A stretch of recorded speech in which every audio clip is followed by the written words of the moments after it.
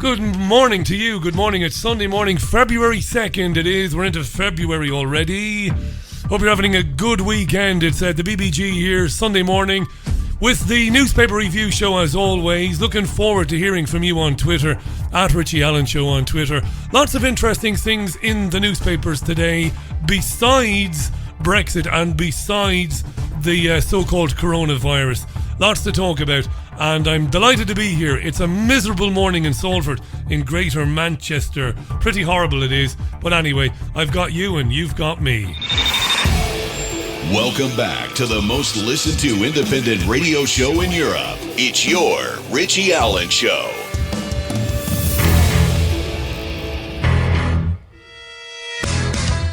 It's the Richie Allen Show. Broadcasting live on richieallen.co.uk and multiple platforms around the world. And now, here's your host, Richie Allen. Yep, just opened Twitter right now.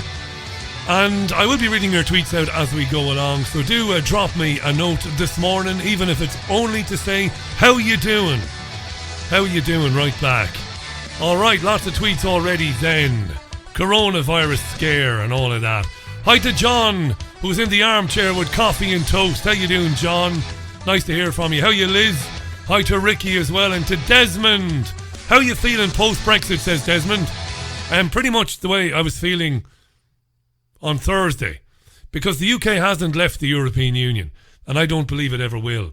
But I've said that quite a lot, haven't I? So I won't say it again, at least for 5 minutes. Anyhow, yeah, lovely stuff. Nice relaxing weekend. I'm still a bit under the weather, to be honest, and I've had a little bit of a relapse.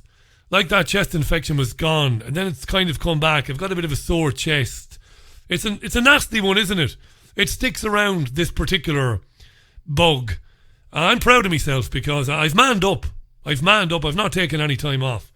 And the only way I would do is if my voice went. And it does go once or twice a year. But anyway, I'm all right. I'll be okay before I'm married, as the old Irish saying goes. Good morning, Gail. Right, do send me a tweet. As I said, you know, it makes me think I'm not on my own, that I'm talking to somebody. Right, straight into it then.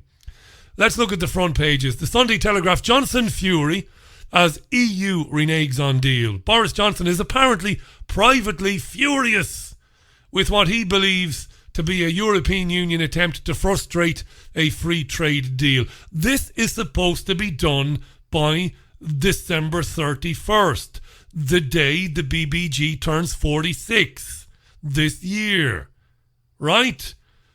The Telegraph says Boris Johnson, believes that Brussels has been changing the terms of an agreement that was made last year.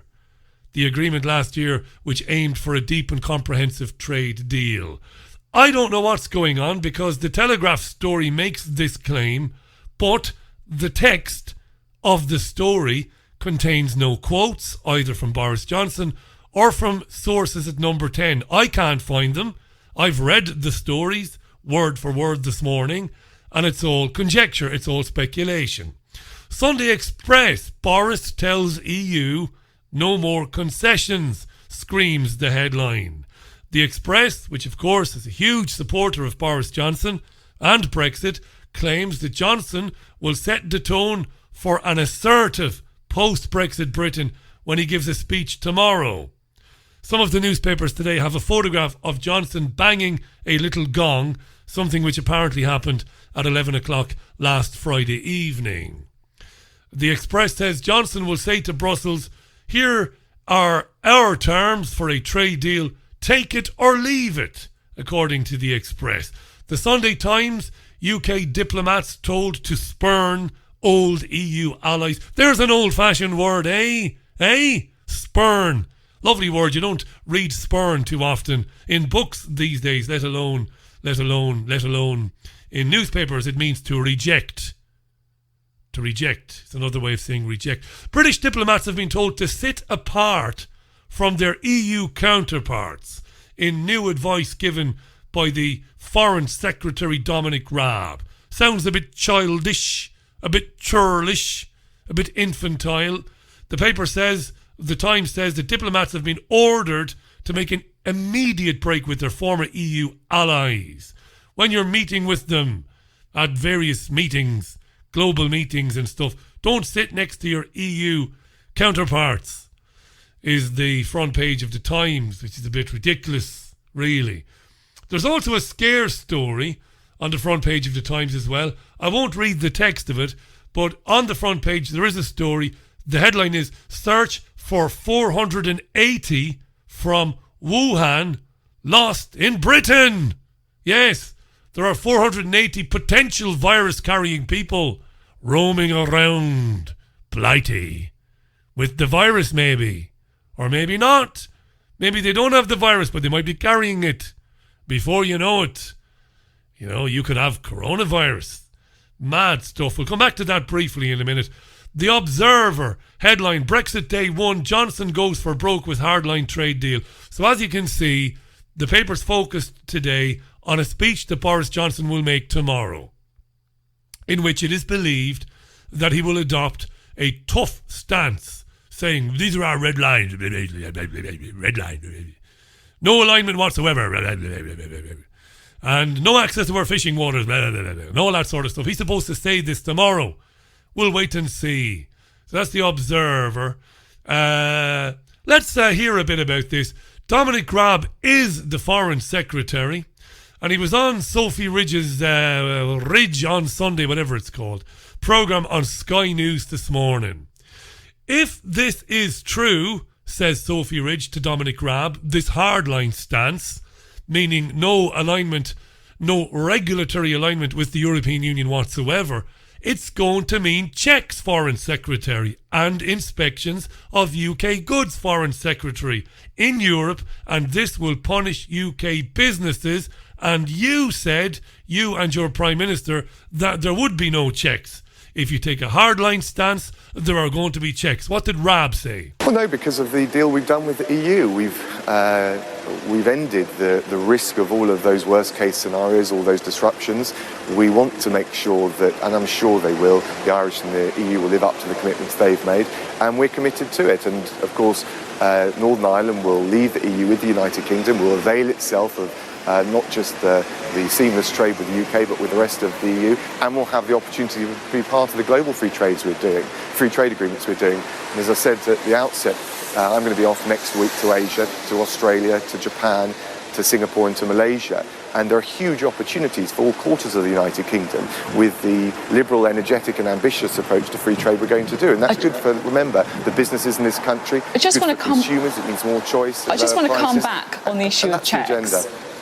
I just want to come back on the issue of checks, because if the UK decides to diverge, if you don't want to align with the EU, there will be checks. I'm not saying whether that's right or wrong, whether it is a price worth paying or not, but it's just worth being upfront with people, isn't it? No, it's directly in conflict, not just with the withdrawal agreement, but the undertakings in the political declaration. So, of course, we expect those assurances and those agreements to be kept to. That's why we've done this deal. It's a package. But the point I was making is I think we need to put the relationship that the UK has with the EU in the wider context of the agenda that we've got. So when Michel Barnier says there will be checks... That's really important. He's wrong. That's really important. But so are the global opportunities, particularly in the Asia-Pacific region. Massive growth opportunity for the United Kingdom. Just to talk about checks, though, so when Michel Barnier says there will be checks, he's wrong, is he? Yes. Okay. He's wrong if the EU lives up to its commitments on its side, both in the withdrawal agreement but also the political declaration. Yeah, Dominic Raab there on possible checks after everything is said and done. What about the European Union response to all of this? Leo Varadkar is the Irish Taoiseach. That means he's the Irish Prime Minister. His party is Fine Gael or Fine Gael, depending on your pronunciation. He was on the Andrew Marr show on BBC One this morning, and he was asked about these claims that Boris Johnson is going to get tough, man. What did Leo Varadkar say? Leo?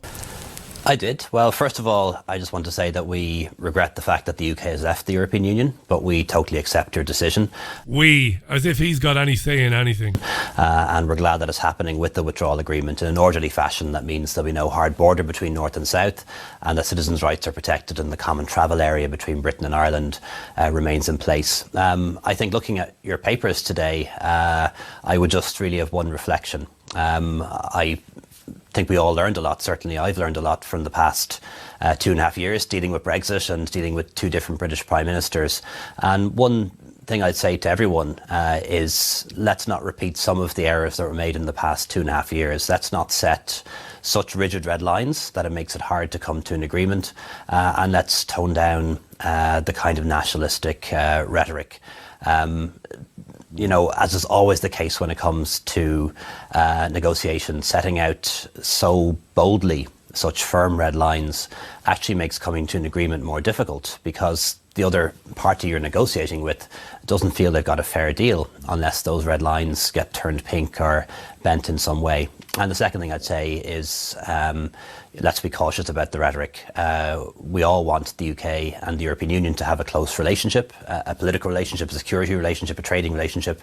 It's essential for my country in terms of our economy and trade, our agri-food sector, our fisheries. So, you know, let's start off on a better footing than maybe was the case after the referendum. Leo Varadkar is a spokesman for the European Union. He's not the Irish Taoiseach. Ireland doesn't have a Prime Minister. It doesn't have a Minister of Finance. It doesn't have a Minister for Justice. Ireland is an experiment in how far the European Union can go and how much it can get away with in completely taking over and controlling what once was a sovereign nation. That's not my opinion. It isn't. That's a fact. Ireland is nothing but a vassal state of the European Union. It's a disgrace what's happened to my country. And he's there not as the Irish Prime Minister, the Irish Taoiseach. He's there, Varadkar, as a spokesman for Brussels. That's all. He makes no decisions. He had no say in anything. It's dreadful stuff. Any more? Referendum. I think it just comes across as being a little bit petty. You know, it's kind of when you're in primary school or in... Yeah, we won't listen to any more of that. The question that Mar asked him that I edited out by accident was, what do you make of UK diplomats being told to sit apart from their European Union counterparts, which was a story that's on the front page of the Times. Varadkar says it's just a little bit petty. I edited out the question in my haste this morning, mea culpa. That's what he was asked. What do you think of this thing about people sitting apart? Varadkar says it's childish. Mard then brings up fishing with Varadkar. We're very interested in this. The Irish Taoiseach was asked about fishing. I think we'll hear Mar's question. In the end, these negotiations come down to some fairly brutal horse trading. And one of the suggestions is that in return for full access to British fishing waters, the EU might give proper access to the financial markets based in the City of London. Now, Michael Gove has said a flat no to that. But is that the kind of horse trading that you expect to happen now? Well, I think financial services are very different to fishing, and you wouldn't normally see... Andrew Maher is well aware of that. He's asking you about trade-offs, you numpty. See financial services included in a free trade agreement, but I think we will need an agreement on fishing. You know, we do share seas, the Irish Sea, the Channel, the North Sea. The fish don't know where the boundary is. The fish don't know where the boundary is. So we'll need... Maybe the fish need to know where the boundaries are. Let's go after the fish. We need to have an agreement on access to fishing waters and fishing rights. And bear in mind, from the point of view of the United Kingdom, 70% of the fish that you land in the UK actually gets sold to European markets. So you're going to need access to our markets to be able to sell the fish that you land. If you don't have that, you'll have to find alternative markets and we'll probably end up getting a lower price for your product. So how do you know? How does he know that? That if fish caught in UK fishing waters, if it isn't sold into Europe, it's going to be sold at a reduced price elsewhere. How could he possibly know that, of course? But of course he doesn't. He's full of, well, bovine excrement, I would say. We're going to leave this whole thing now very briefly. We will, just before we do leave it, hear from Nigel Farage, the Brexit Party impresario. You might have seen Farage on stage at Westminster on Friday. Old Nigel. Thought he was Freddie Mercury prancing up and down the stage with his jingoistic bullshit. Old Nigel. He's as much of a sellout as Boris Johnson, of course, because he knows this isn't Brexit. Nigel is a liar. He was on with Andrew Marr too. We can hear some of that. Nigel Farage, I suspect I know the answer to this question, but you were, for a very long time, highly sceptical about Boris Johnson's Euroscepticism. Was it real? When you read this, when you look at this is what you were hoping to hear, I presume. Oh, absolutely. I mean, I was very sceptical when he did the so-called deal back at the end of October, but then, in the run-up to the general election, he made the promises, all the same promises that he's talking about today. Indeed, the Conservative manifesto made it clear we would not have regulatory alignment. If we finish up with alignment, it means that the 88% of our economy that does not sell goods into the EU is still bound by EU rules, and that would not be Brexit. So look, I think he's saying all the right things. He's saying all the right things. I think he's being consistent. Oh, he's not being consistent at all, actually. With the manifesto upon which he was elected, and I think there's a big difference this time. Boris Johnson is a Remainer to the bone. You know, I don't think the EU ever took Mrs May terribly seriously. Who could? I got the sense, I was there on Wednesday, my last day there, I got the sense in that debate that for the first time since the vote in 2016, they're a little bit more frightened of us than we are of them. Really? And when it comes to this business of I was going to say, why would we be angry with them? Is it what I suggested just now, that we thought we had a free trade deal coming to us, and they're now saying, yes, but you have to hang under the European court and so on? Yeah, I mean, what happened there was Donald Tusk, and he's on your programme later, Donald Tusk said to Theresa May, if it's a Canada-style trade deal that you want, we'll do it with you. And she rejected that. So kind of what's being said in the Telegraph is that Boris is angry that they've changed their minds. But that was nearly a couple of years ago that was put on the table. Yes. Now, I mean, what they fear more than anything, and bear in mind, Italy's in recession, Germany's very, very close to being in recession. What they fear is a competitor on their doorsteps. That terrifies them. And of course, what we should be doing in our national interest is to make sure that we are a competitor on their doorstep. Any more? Now, you will be observing all of this from the outside at the moment. Do you have red lines yourself which would lead you to say, actually, Boris Johnson is not doing a proper Brexit? And what are they? Well, yes. I mean, before the general election, as nominations came up, I was asked, well, what are you going to do? Where are you going to stand candidates? And the reason I stood down 317 candidates and said to the Conservatives, you go for it, is because of those specific pledges that Boris made about regulatory alignment. So that, for me, is the absolute key. There are other things, too, that matter a lot, and I think fishing and how we deal with that is going to be on the table very, very quickly. We will see the Brussels document published tomorrow. So I think they're two areas that really matter. And if he doesn't do what you want him to do, let me start off. Does the Brexit Party still exist? Farage goes on to say, yes, the Brexit Party does still exist. It will exist as a sort of a watchdog to watch the government in its negotiation in the coming 11 months with the European Union. He also goes on to say, I'm saving time here, Farage, that a think tank has been set up. It'll be a Brexit think tank, right wing, obviously. Again, that will be watching the government to try and hold it to account. Nigel Farage. Let's quickly run through the rest of the front pages of the newspapers today. This is Sunday View with me, Richie Allen, the BBG, not the BBC. Lovely to be with you as always. Thanks for your tweets. Just before we run down the newspapers, let me read a few of these tweets. Base Ninja tweets, wasn't that a threat, Richie? Sell the fish to European Union, or... I'm so sick of hearing Farage, Mr. Anti-EU, but how much money has he made? How much has Mogg made? Rees-Mogg. They're all criminals here and in Brussels that need attaching to trees by their ankles and left for the crow, says Base Ninja there. Dean says, Dean Smith, how you doing, Dean? I work in Grimsby, used to be a wealthy town.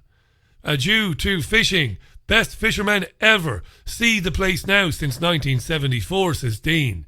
It was thriving. Then post-74, it's been devastated. Even documentaries have mocked the place. Good people with their heritage taken away. Cheers for that, Dean there. David says, the fishing agreement should be, here is the little line. Cross it, and the Royal Navy has a nice few shiny shells for you. Bring a bucket, says David, taking a hard-line stance there. Philip says, whenever the politicians say, now let's be clear, lies follow. Indeed, Philip, whenever they open their mouths even, lies follow. Hi to Susan at Ruby Dragon 1. I'm listening with my grandson, hoping Richie doesn't swear too much. Well, Susan, I don't make any promises. I don't swear by design, you know. Sometimes a little expletive will slip out, Can't make any promises there. Maybe it's not the best thing to do to listen to this programme with a small child, but that's up to you, of course.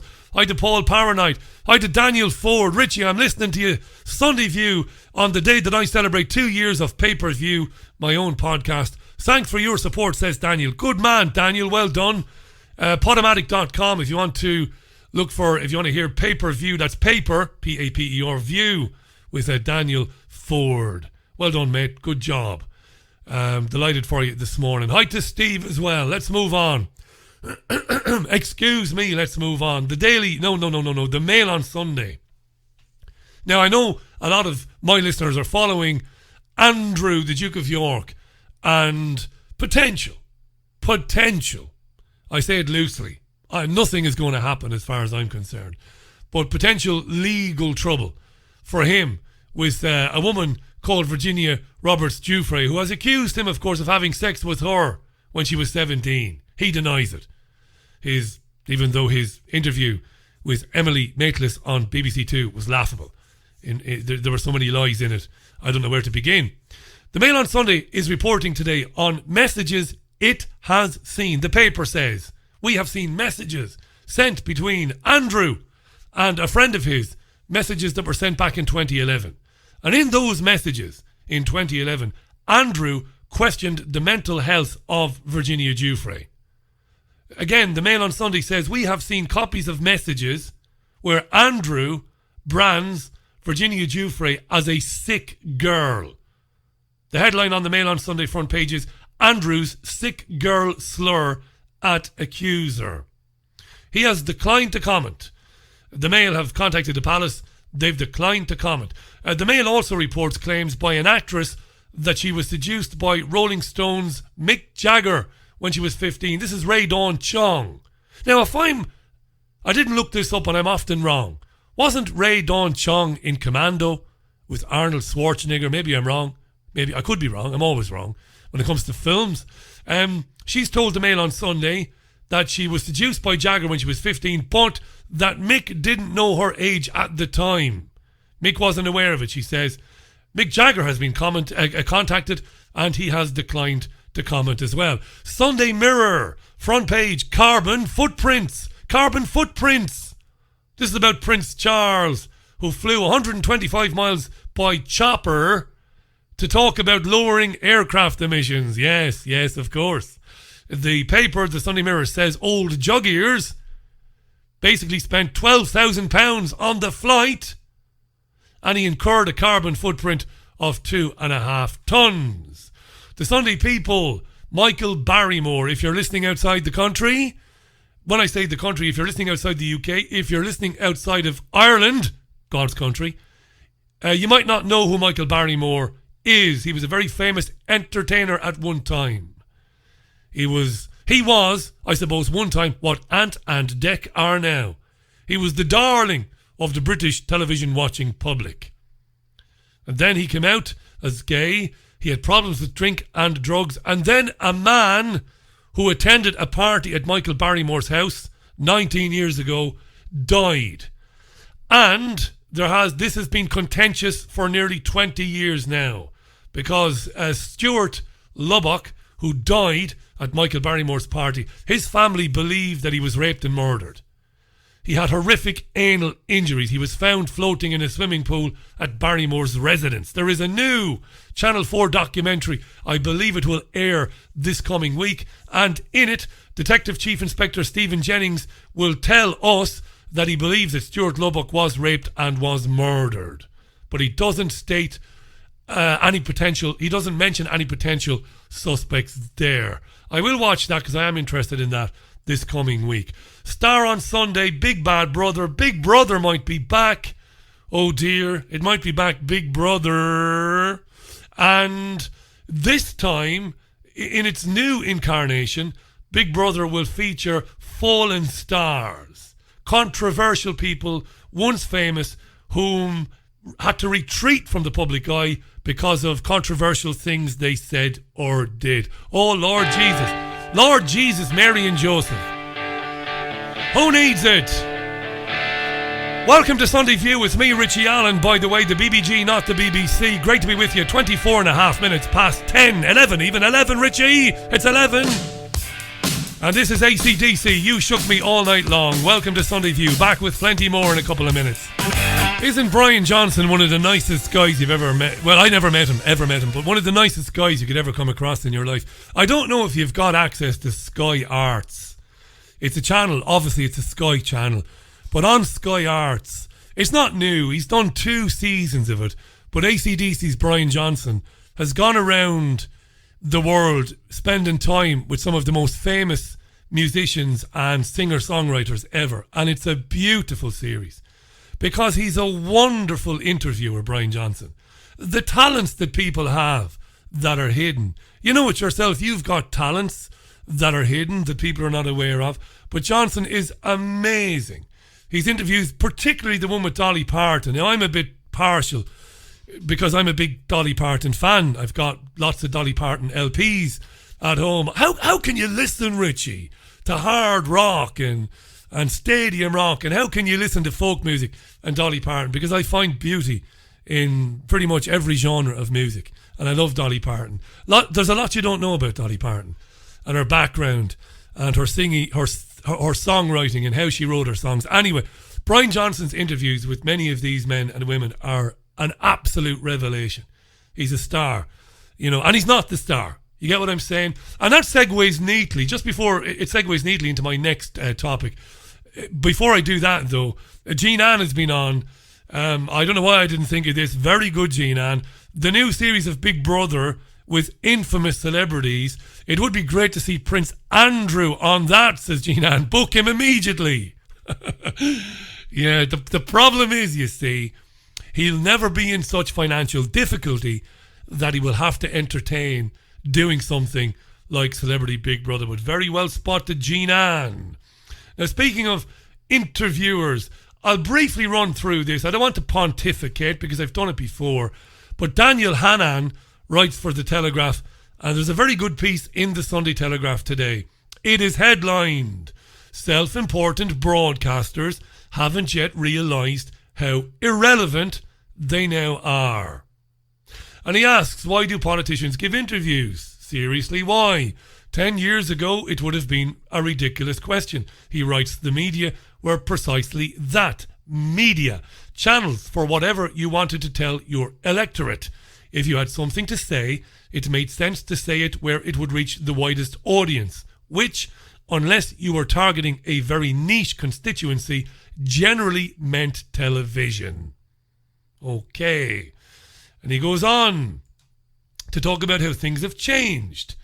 He says Boris Johnson filmed and disseminated his own broadcasts in the recent election cycle.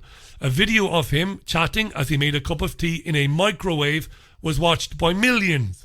His Twitter and Facebook campaigns were brilliant. He knew how to use apparent gaffes or incongruities, comic sans font for example, to get his messages repeated and discussed. Now, writes Daniel Hannan, while Johnson was doing all of that on his own and posting to social media, he turned down several set-piece interviews. He chose not to go head-to-head with Neil on the BBC. He stayed away from Channel 4 News' ridiculous climate emergency debate, a decision which was vindicated by Channel 4's juvenile decision to replace him with an ice sculpture. Hannan goes on to write, the legacy media fell about like affronted Victorian matrons. The electorate, they averred, would surely punish the Prime Minister for avoiding scrutiny. But, Hannan writes, the general population, as usual, proved wiser than the broadcasters. Voters were quite happy to make up their own minds about the various candidates without demanding presenters to frame things for them. There is nothing to be gained from appearing with interviewers who will grandstand, interrupt and show off. Nor is there much point in letting yourself be intermediated by someone who loads your party. Which is the reason almost all Tories have given up on Channel 4 News. Well. What has happened? I think he's making a good point here, Daniel Hannan, in the Sunday Telegraph today. I think he's right and he's wrong equally. What's happened to the media? What's happened to presenting, which is a job. Presenting a radio program is a job. Some would say it's a skill. Others would say, well, it's not a skill. It's stating the bleeding obvious. It's asking obvious questions. Now, when I went into radio current affairs producing and presenting, there was no such thing as social media. There was no profile. You know, if you presented a program, you didn't have a profile. You just fronted the show. That was your job. You know, you might present a music program entirely different, but you might do politics and news. You fronted it. So you had a government politician on air and you asked him or her a few questions. You put the other side to him or her unless there was an opposition spokesperson right there. If they weren't there, you put their points of view to the government person. So if Fianna Fáil were in charge, you would say, well, the Fine Gael spokesman Alan Shatter, he said this. What's your response, Minister? Simple as that, right? Your job was to steer it all. You researched the subject diligently yourself, because as a presenter, you don't want to be embarrassed if the politician or the business person says something which is untrue. You don't want to be embarrassed. So you research the bejesus out of it, and if they need to be contradicted, you contradict them. That's all you do. You don't grandstand, you don't show off. You don't try to appear to be clever to your listeners. And you make sure that both sides get the same amount of time equally. It's got to be said, it was never a platform for you. It wasn't your show. You were never a celebrity. It's laughable.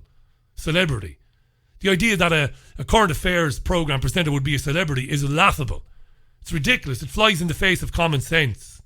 You know, you couldn't offer your own opinion. It was a fantastic rule of thumb. And you didn't even need to be told it back in the day. You knew instinctively because of the people you worked around. I did my apprenticeship with world-class presenters. And I knew, I could name them. Carrie Crowley, Billy McCarthy. I could be here all day long. Brilliant people. Maria McCann, still at WLR in Waterford. Brilliant. Never offer an opinion. Nobody cares about your opinion. Shut your mouth. You're there on behalf of the listener who wants to find out things from these people. No celebrity, no profile. But these days, broadcast journalists have Twitter accounts, Instagram accounts. They're always on there, opining about things. Whether it's about celebrity things, whether it's about sport, or whether it's about politics. Right? And the people I worked with, well, obviously this was pre-Twitter, pre-Facebook. They never saw themselves as celebrities anyway. And they never editorialised, which is basically expressing a point of view. And you knew instinctively, it was unwritten, it was unsaid, you left your own views at the studio door. Gay Byrne, one of the greatest broadcasters of all time, passed away late last year. Never appeared on other people's shows expressing his opinions. Never. Unheard of. He never went to marches or to vigils or got involved in causes or whatever. Nobody ever knew what he thought about things or who he voted for. Whereas today, every single presenter on mainstream media in the UK wears their political colours on their sleeves, which of course feeds identity politics. Because now what you have is you have men and women, ordinary men and women like you and me, now listening to radio programmes, only listening to radio programmes where the host is feeding back into the echo chamber that which we want to hear because it suits us, because we're hearing our beliefs fed back to us. So if you're on the right now, you listen to, right, LBC, you might listen to Talk Radio, Julia Hartley-Brewer, you might listen to Farage on LBC. If you're on the left, you might go somewhere else, you might listen to James O'Brien. That's what you get, because these presenters are not journalists. They express a point of view. They are very firmly behind a political ideology. That's how it's gone now. And it's happened in the last 10 or 15 years. Programmes now have become all about the presenter. The shows are all about them. And guests end up being props. What do you mean by that? Well, the guest, no matter how well known the guest is, becomes a means for the presenter to showcase his or her own importance. Media is at rock bottom now. Rock bottom. Look at some of the people on Irish radio today. I was listening to Sean O'Rourke recently because he's a good friend of a very good friend of mine. And to be fair, it's really only on Irish national radio that it's done the way it used to be. You know, the presenter is almost anonymous. A link between the audience and the person being questioned. Very good. In the last 10 to 15 years, it's all about them. Me. And the worst example of that on television in the world today is Piers Morgan on ITV's Good Morning Britain. About the worst presenter ever to bestride UK television. Utterly obnoxious. But yet it's working. It's changing people. It's changing the relationship that people have with the media. Because I reckon there's a whole generation of people that have come after me and they don't know any better. They think it's okay. You know, where do you get your news from? The Canary. Anybody else? No, the Canary. Why? Well, because I agree with that little dyke who writes for the Canary, Kerry Ann Mendoza. Because I'm a Jeremy Corbyn supporter. But do you get your news from anywhere else? No. Why? Because she tells them what you want to hear. Piers Morgan tells people what they want to hear. Farage, LBC. And of course, that's a whole other area of research that I've talked about in the past. Now, not only do you have people like Boris Johnson and Donald Trump bypassing the media, which is shocking and dangerous, and broadcasting to millions on social media, it's worse than that. Now these fuckers are being given their own television shows. Who'd have believed it? Politicians getting radio shows. It's astonishing. How has it been allowed to happen? But that's the media in 2020. So Daniel Hannan is right and he's wrong in his brilliant article this morning. Presenters are wretched. The standards are so poor, they're so bad now. I never thought it could reach that level of ineptitude in media. But at the same time, the idea that it's okay for the politicians to completely bypass it and put out videos of putting cups of tea in microwaves and not be challenged, well, it's shocking, of course. But again, there's a whole generation of people now who don't know any different. And I don't know. When I say terrifying, I really mean terrifying. It terrifies the absolute bejesus out of me. I'll be back in 60 seconds with plenty more. We're going away from politics, I think. Indeed we are. This is the BBG, not the BBC Sunday View.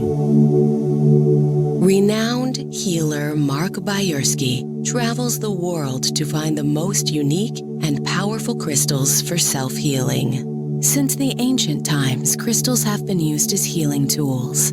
They hold a natural healing vibration and are highly charged in positive energy. Mark teaches how to channel the universal energy and transfer it to the crystal to activate its healing power. Each crystal is used for its unique ability to target a different physical or emotional challenge. Mark Bayersky is an author, healer, speaker, and founder of the Pure Energy Healing Academy. He shares powerful messages of inspiration and healing on his daily YouTube videos, reaching millions worldwide. Mark's crystals, healing oils, and incense sticks are most sought after by other healers. His collection is available online at www.markbayersky.com. His work is presented through Lemon House, a company that creates and curates consciously made gifts. Now, welcome back. Right, we're going to take a different direction now for the next 20 minutes or thereabouts. Quite a lot to get through, by the way. I'll probably go over midday, which pisses me right off. I like to time this for an hour because then it repeats every hour then for the rest of the day. But I'm going to go over the time, I think. I could always edit out the music. I will see how it goes later on. Haven't mentioned the coronavirus, really. A couple of interesting bits just to get through. Back to Foreign Secretary Dominic Raab. There are Brits still in China, Dominic, said Sophie Ridge on Sky to him this morning. What the effing hell are you doing about it? Here's Dominic Raab's answer. The challenge has been immense. You'll know that the Hubei province is 9 times the size of Wales. We had a job to do to get the permissions for the charter flight going in, then the permissions to get the roadblocks eased for the UK nationals to get to the muster points. We had 4 coaches put on, and we delayed the original flight by 3 hours on the tarmac to try and make sure as many people could get out that wanted to get out. And obviously, as this flight with the French shows, we'll continue to work for those who didn't make the first flight to give them the cooperation, the support and the reassurance that we can help them as best we can. Now, but there's nothing really to worry about. And this is very interesting, isn't it? Who says there's nothing really to worry about? Well, a guy called Mark Fielder. He's a professor in microbiology at Kingston University, and he was on Sky as well, but with presenter Gillian Joseph. Joseph first asks him about the vaccine. Another worrying thing for people is the fact that there is no vaccine at this current moment in time. No, there's no vaccine, but there's a lot of work around the world going on to make a vaccine. It's hoped that the vaccine will be available later this year, and that's largely been made possible by the fact the Chinese have made the sequence of the virus available very, very early. They've been very, very good with the information they've passed out, both epidemiological and health information as well as information about the virus. So whilst we haven't got a vaccine, it does appear that treatment of the patient's symptoms seems very effective to keeping the patients alive. So I think there's a lot to be positive about. We've got those 83 people in quarantine here and 2 confirmed cases here in Newcastle. What is the level of risk in this country? I think it's low. I know we are currently officially at moderate level, and that's because the virus is here, but I think it's low. And the reason I think it's low is because all these patients are contained. We are watching, we are making sure we know where this virus is, where it's moving, where our patients are, and the practices that are in place to make sure that these patients are as safe as they can be, and they are also isolated and can prevent onward spread, are all in place, well rehearsed, well practiced and well understood. Imagine that. Imagine that. There's a professor of microbiology saying it's not really a lot to worry about, really, you know. Because there isn't. This is going to disappear off the news in the next couple of weeks. And there'll be no follow-up. I've said this, I've said this, I've said this. 100 times. No need to keep saying it then. Very quickly, Sean Griffiths in the Sunday Times today. Sean Griffiths, interesting article. Headline, Trans Row Father is willing to go to jail. This is Jabbar Hussain. He's 51. And he has been told by Birmingham City Council that he's in trouble for taking his son Amin out of Parkfield Primary School in Birmingham last year. They're coming after him for failing to ensure that his son attends school. Jabbar Hussain says, I took my son out of school because I will not allow him to learn that he may be in the wrong body. And he is the first parent, by the way, in the UK to face prosecution having withdrawn his child from school because of the LGBT lessons row. It's very interesting in the Sunday Times today. Okay? If he's found guilty of failing to ensure that his son attends school, he could be fined up to £1,000 and he could have a parenting order imposed on him. Imagine. If he doesn't pay the fine, he could end up in jail. Could lose his child. Staggering, isn't it? We'll take your child from you. Why? Because if we tell you you can be born in the wrong body, that means you can be born in the wrong body, Mr. Hussain. Again, who is responsible for the raising of your child? You or the state? Well, the state, obviously. Again, I'm not going to dwell too much on that. We've gotten into it too many times. This is the new sex and relationships curriculum. It will be compulsory in every school in England from this coming September. Parents will be allowed to withdraw primary-age children from lessons focusing on sex if they want, but the relationship content itself will be compulsory. The schools, Parkfield School in Birmingham, uses a syllabus of about 30 picture books based on a program called No Outsiders. Some of the books include Tango Makes 3, about 2 male penguins who adopt a chick. Talks about gay and transgender relationships, same-sex families. The program also uses Introducing Teddy. Now, Teddy is about Thomas the teddy bear, and Thomas questions his gender identity. Thomas tells his best friend, I know in my heart of hearts I'm a girl, Teddy, not a boy, Teddy. Yeah. Some parents don't want their children exposed to such ludicrous, monumental bollocks. But they're facing fines. Isn't it interesting, eh? We're going to follow this, of course, very closely. And on the theme of madness, here's a story on RT.com which appeared yesterday, written by Graham Dockery, who's an Irish journalist who works for RT. The headline is Transgender Cop versus Disabled Teenager, a courtroom drama for our time. It actually reads like some television drama. It's mad, really. Transgender cop versus disabled teenager. But it's a real court case. What's going on? Graham Dockery writes with a bit of humour. A transgender police officer and a teenager with Asperger's syndrome walks into a courtroom. It's not a joke, and it ends with the disabled teen under house arrest for a hate crime. Welcome to intersectional Britain, writes Graham Dockery. What kind of fuckery is this? What's fuckery, Amy? Police community support officer, so not even a real police man or woman or police it. Conor Friel was born a woman, but now identifies as a man. Conor Friel, who was born a woman but identifies as a man, is also a transgender activist.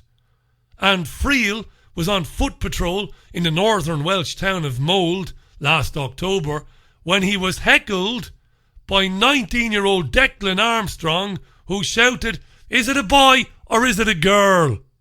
at him. Insulting? Asks Graham Dockery. Yes. Insensitive? Yes. A hate crime? Well, yes, according to Mold Magistrates Court this week. The court heard how the cop, Conor Friel, born a woman, identifies as a man, was left vulnerable, distressed and embarrassed by the incident. And the Asperger's teen, Armstrong, was found guilty of violating the Welsh Public Order Act 1986 by using abusive or insulting words with intent to cause harassment. The teenager was ordered to pay £590, including £200 in compensation to PCSO Friel, and was slapped with a curfew order for 12 weeks. Welcome to dystopia. Jesus wept. Yeah.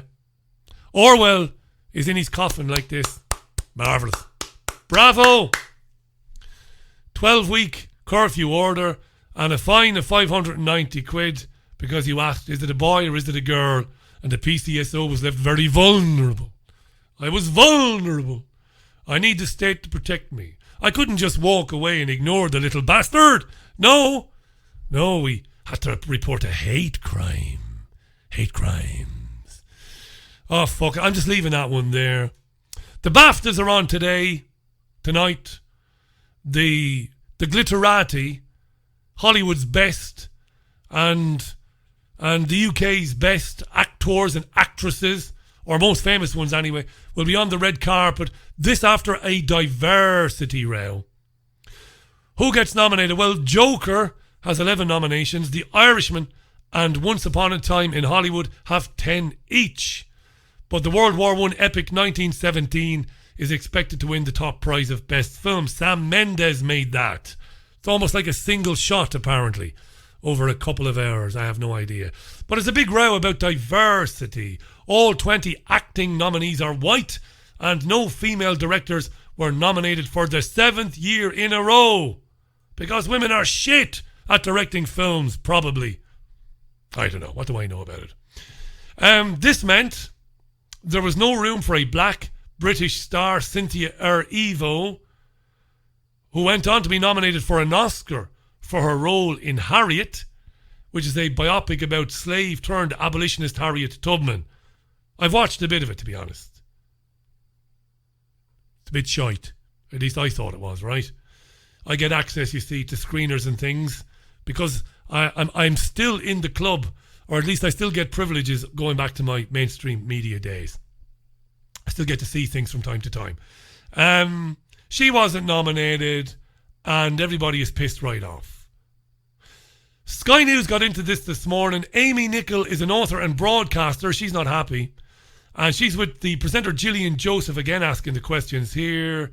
You'll hear Gillian Joseph first, then Amy Nichol. It's not the first time we've heard this diversity issue being raised, but in this instance, it does need to be called out, doesn't it? I think so, and I think it's tempting to think, oh, were they just moaning about nothing? But then when you look at the evidence, the films are there, and this year it's more about the films and the actors that haven't been nominated more than the ones that have been nominated. If we look at the example of the British actress Cynthia Enviro for Harriet, the film's just been completely snubbed, whereas an actress like an Australian actress, Margot Robbie, she's been nominated twice in one category.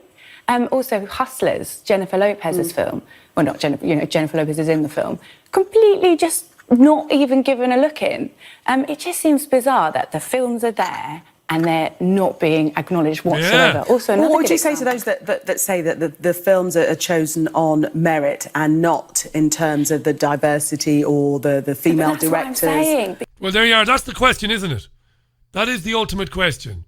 Maybe the people getting the responsibility, or maybe the people with the responsibility to determine which films get nominated, chose the ones they did based on the fact that they liked them more, maybe, and that they didn't care about the colours of the production team and the actors and actresses, just maybe. Saying, because the films that have been left off these lists are fantastic, wonderful. But maybe the films on the list are fantastic too. Wonderful films. And when you look at the nominees for Best Film, say, it's not representative of when you look around the street and we look at where we live. It's not representative of when you look around the street and of where you live.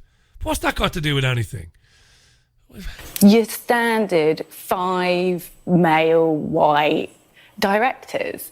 And like I said, the amazing talent is there. The films are incredible. But I do feel like when I look at the things that have been missed off, like Jordan Peele's Us, which has Lupita Nyong'o in it, and Hustlers, I don't know whether it's more of a class thing, because the younger, cooler films, I hate to say it, the fresh younger, cooler films is the stuff that's kind of been left out, and that's possibly why BAFTAs has a bit of a reputation, perhaps, for being slightly pretentious. She referenced younger, cooler films, but the BAFTAs have a reputation for being pretentious. What kind of fuckery are you? Pretentious? Moi? Because look at The Irishman, it's 3 hours long. I mean, I haven't seen all of it. Fuck it, how can a film get a nomination if it's 3 hours long? What? Because I haven't been able to take annual leave yet. But it's just like, if you've seen Us... Piss off, love. Right, enough of that. I want to finish today with Robert F. Kennedy, who was on RT America this weekend. Robert, of course, from the legendary, the famous, the behemoth American Family, of course. He heads up Children's Health Defence these days. He was on RT talking about vaccines. I've got a 3-minute cut for you to hear where Kennedy brilliantly discusses the revolving door between the CDC, of course, the Centre for Disease Control in the United States, and Big Pharma. Everybody in the world should hear this. CDC, of course, is supposed to regulate Big Pharma and scrutinise them and punish them when they do wrong. But Kennedy brilliantly outlines here, better than anybody I've ever heard do it, just how much in cahoots, there's the word, the CDC is with Big Pharma. Everybody in the world should hear this. Robert F. Kennedy breaking it down. Do not miss a word of it.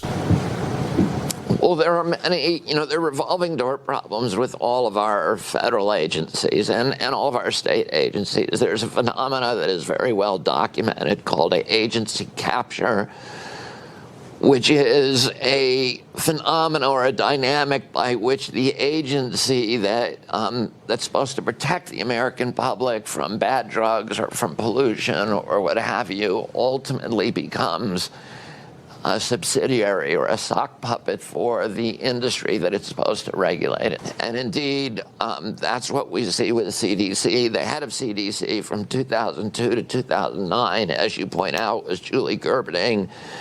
She did a number of billion-dollar favors for Merck. She silenced a whistleblower who was William Thompson, who is still a scientist at the CDC, who wanted to tell the public that testing of Merck's vaccine showed that particularly the MMR vaccine was causing autism in black boys and other people who got the vaccine on time, and that the scientists had been ordered to destroy data showing that effect, and that they went ahead and published the study, lying about it to the American people and to physicians. And Julie Gerberding did a huge favor to Merck by having that scientist punished and then silenced.